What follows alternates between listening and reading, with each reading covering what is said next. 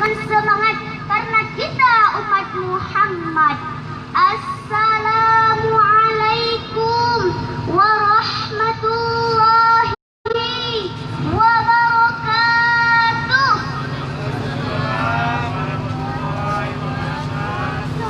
Alhamdulillahi rabbil alamin wa bihi nasta'in wa ala umuri dunya waddin.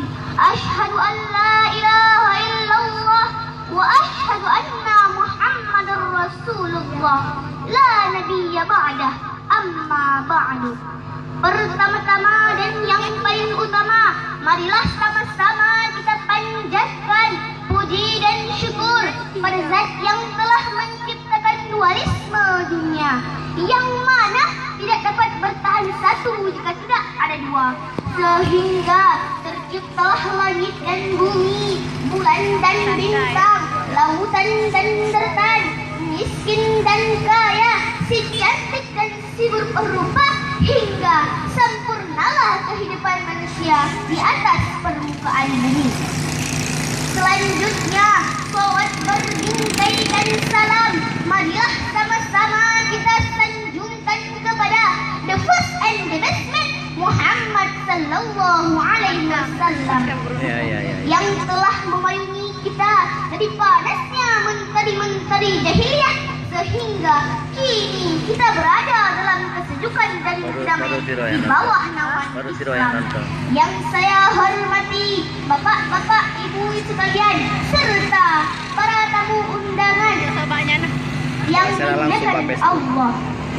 Pada kesempatan kali ini, penampilan Sarakanza siswa kelas 3 pada Min 19 Aceh Timur.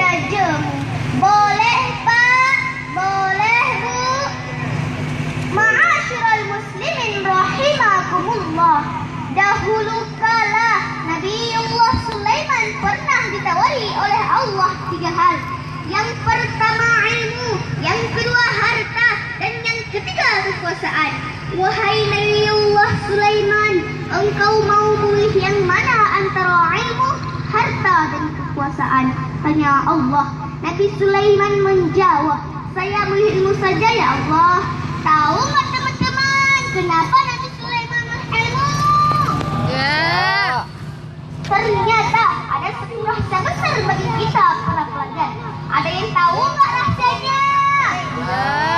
Karena dengan ilmulah Nabi Sulaiman memiliki kekuasaan dan kerajaan yang megah, hartanya berlimpah, perabotannya mewah-mewah, sampai istrinya pun cantik dan solehah. Masya Allah.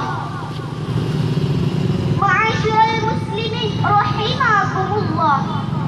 Al-Waqi' gurunya Imam Asy-Syafi'i berkata, al-ilmu nurun, ilmu itu cahaya.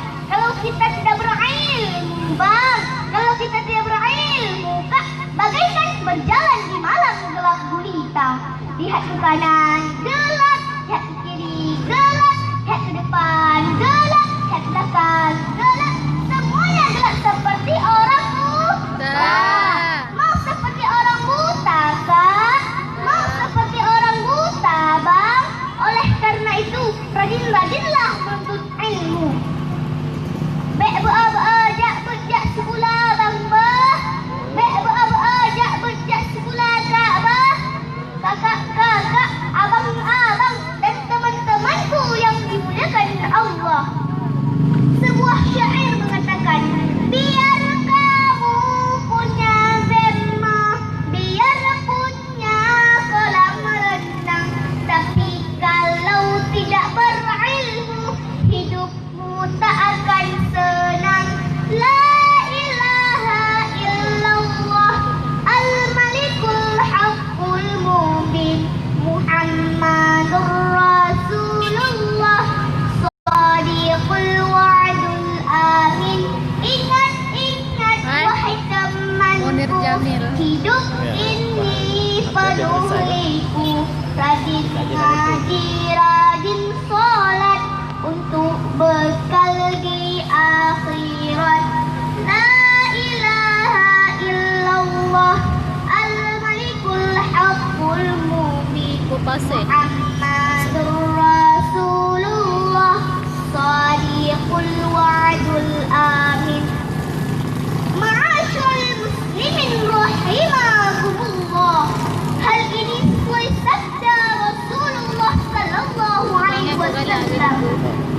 Man arada dunya fa alaihi bil ilm, wa man arada al akhirah fa alaihi bil ilm, wa man arada huma fa alaihi bil ilm. Barang siapa yang menginginkan kebahagiaan di dunia, maka hendaklah dengan ilmu. Dan barang siapa menginginkan kebahagiaan di akhirat, maka hendaklah dengan ilmu. Dan barang siapa yang menginginkan kedua-duanya, maka hendaklah dengan ilmu.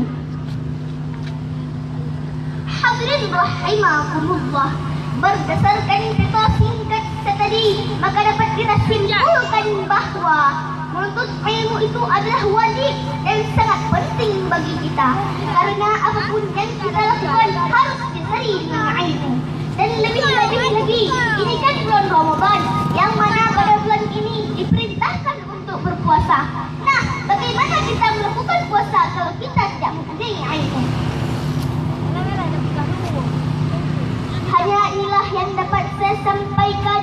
Lebih dan kurang mohon dimaafkan.